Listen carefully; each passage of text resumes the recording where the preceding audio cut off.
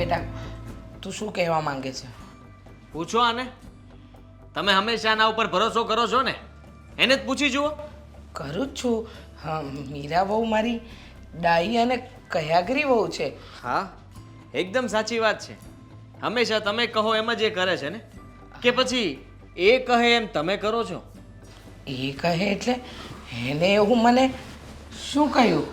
એને તો કંઈ કહ્યું જ નથી, પણ એને જે કરાવવું હતું એ તમારી પાસેથી કરાવી લીધું અને તમે હસતા મોઢે એ જેમ કહેતી ગઈ એમ માનતા ગયા અને દામિની વહુ સાથે ન કરવાનું વર્તન તમે કરતા ગયા. દામિની વહુ સાથે? હા હા, એને જ મને વાત તો કરી હતી કે એના પગલાં આપણા ઘર માટે શુભ નથી અને દામિની વહુ આપણા ઘર માટે યોગ્ય નથી. પણ એમાં મીરા બહુ ખોટી થોડી છે. એક નંબરની જૂઠી છે સાવ. એને આ દામિની છે ને આ ઘરમાં રહે ગમતું જ નહોતું.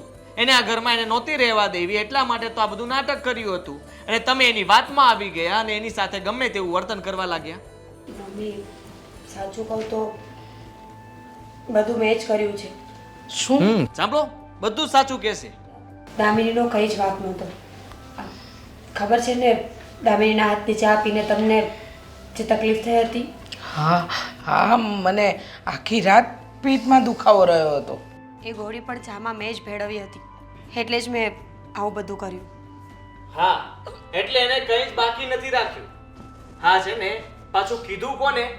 દામિનીના ભાઈ સામે કહીને આવી. મેં બધું જ રેકોર્ડિંગ કરેલું છે, બધું મારા ફોનમાં છે કે આ મેડમ શું બોલ્યા અને શું નહીં.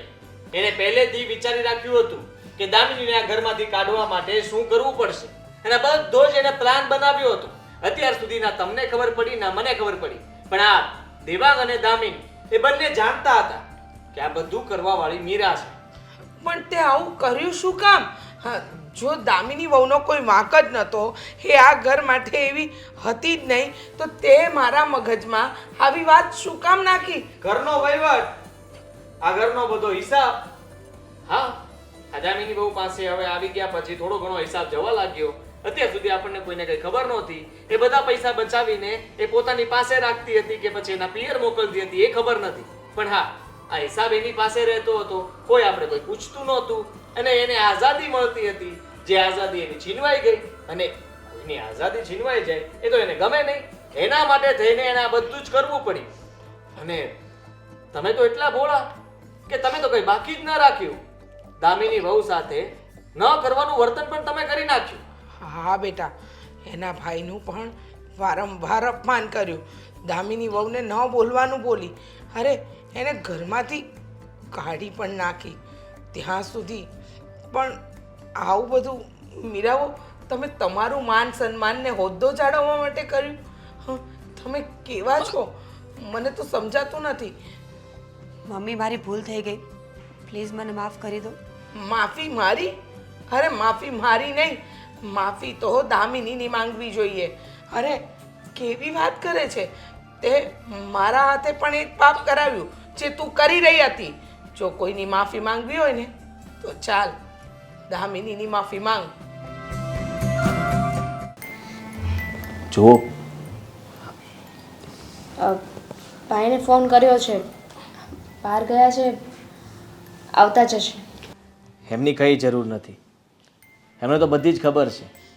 દામિની, અમે તને જ મળવા આવ્યા છીએ.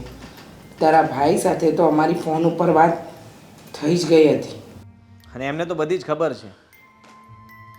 જે વાતની તમને જાણ નથી એ જાણ કરવા માટે આવ્યા છીએ કે હંમેશા ઘરમાં મમ્મી તમારી સાથે આવું વર્તન શું કામ કરતા હતા. જો કે તમે જાણતા જ હતા, પણ ક્યાંક ને ક્યાંક મને જ ખબર નહોતી. દેવાંગે ઘણીવાર મને કહ્યું હશે, પણ એની વાત પણ હું નહોતો માનતો. હા, હું પણ અજાણીએ તમને ન બોલવાનું બોલી ગઈ છું. અને પહેલાં કોઈ વાત જાણી નહીં, બસ સીધો નિર્ણય જ તમને સંભળાવી દીધો છે. એટલે જ આજે અમે બધા તમારી પાસે આવ્યા છીએ. દામિની, બધી ભૂલ મારી જ છે.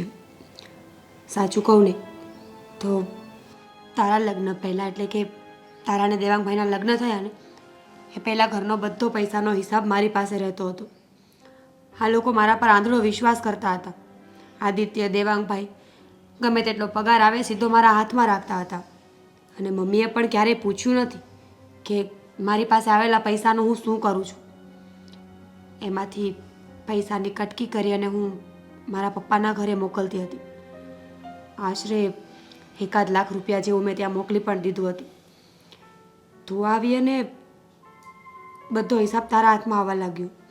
મારી પૈસાની કટકી થતી બંધ થઈ ગઈ. અને મને એ જ વાતનો ગુસ્સો આવ્યો તારા પર કે તું આવી પછી મારા મમ્મી પપ્પાના ઘરે હું કંઈ મોકલાવી નથી શકતી, એ લોકોની હેલ્પ નથી કરી શકતી.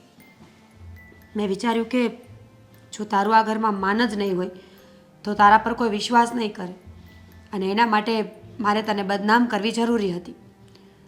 મારી પાસે પોઈન્ટ હતો જ કે તારા મમ્મી અને ભાઈ નથી. બસ મેં આ વાતનો બરાબરપણે ઉપયોગ કર્યો અને મમ્મીને એ વાતને એવી રીતે ઢાળીને કીધી, એવી રીતે કહાની બનાવીને કીધી કે મમ્મી મારી બધી વાતમાં આવી ગયા. મમ્મી, તમારી સાથે કંઈ નહોતું થયું.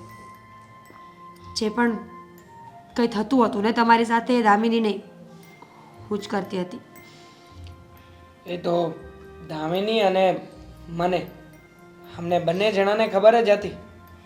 અમે લોકોએ ઘણી વખત સમજાવવાનો પ્રયત્ન પણ કર્યો, પણ વાત જ એવી હતી અને એવી રીતે લોકોને દેખાડવામાં આવતી હતી ને કે ભલભલા આમાં ઘૂમરી ખાઈ જાય. પણ ભાભી, આવું બધું કરીને શું મળવાનું હતું? તમે જે કંઈ પણ કર્યું છે બહુ જ ખોટું કર્યું છે. આમાં દામિનીનો તો ક્યાંય વાંક નહોતો ને. હા, એમ છતાંય એને બિચારીને રોજે રોજ મમ્મીના કેટલાય શબ્દો સાંભળવા પડતા. હા, વગર વાંકે મેં તને ન કહેવાનું કહ્યું છે. તારી મમ્મી, તારા પપ્પા, તારો ભાઈ મરી ગયા એનો દોષ પણ તારા માથે નાખ્યો. ત્યાં સુધી કે હું તારા હાથનું ચા પાણી પણ નહોતી પીતી. અરે પોતાના ઘરની લક્ષ્મીને જાણે પારકી હોય એ રીતે મેં તને ધૂતકારી છે. જો દામિની, માફીને લાયક તો મેં એકેય કામ નથી કર્યા, છતાંય બની શકે તો માં સમજીને માફ કરી દેજે. મમ્મી, તમે માફી ના માગો. આમાં તમારો કોઈ વાંક નથી. તમારી સામે વાત જ એવી રીતે કરવામાં આવી હતી કે જે પણ તમારી સામે બની રહ્યું હતું ને એ બધું જ તમને સાચું લાગતું હતું. અને છોડો ને, જે થયું એને ભૂલી જાઓ. ભાભી, ઘરનો વહીવટ મેં નહોતો માગ્યો, મને સામેથી આપવામાં આવ્યો હતો. અને તમને જો એવું જ લાગતું હોય તો હું ઘરનો કોઈ વહીવટ નહીં કરું. ના દામિની, તારે એવું કંઈ કરવાની જરૂર નથી. મને મારી ભૂલ સમજાઈ ગઈ છે. અને પ્લીઝ, જો તું પાછી નહીં આવે ને તો કદાચ આ લોકો મને પણ નહીં રાખે. અને હું એવું નથી ઈચ્છતી કે આપણા ઘર ભાંગે. તો પ્લીઝ તું પાછી આવી જા. પણ પાછી નહીં આવવાની તો મેં ના જ નથી પાડી. મને કોઈ પૂછ્યું નહીં કે તું ઘરે આવીશ કે નહીં. હા, અમે પૂછીએ છીએ ને, તું ઘરે આવીશ ને દામિની? હા, આવીશ ને.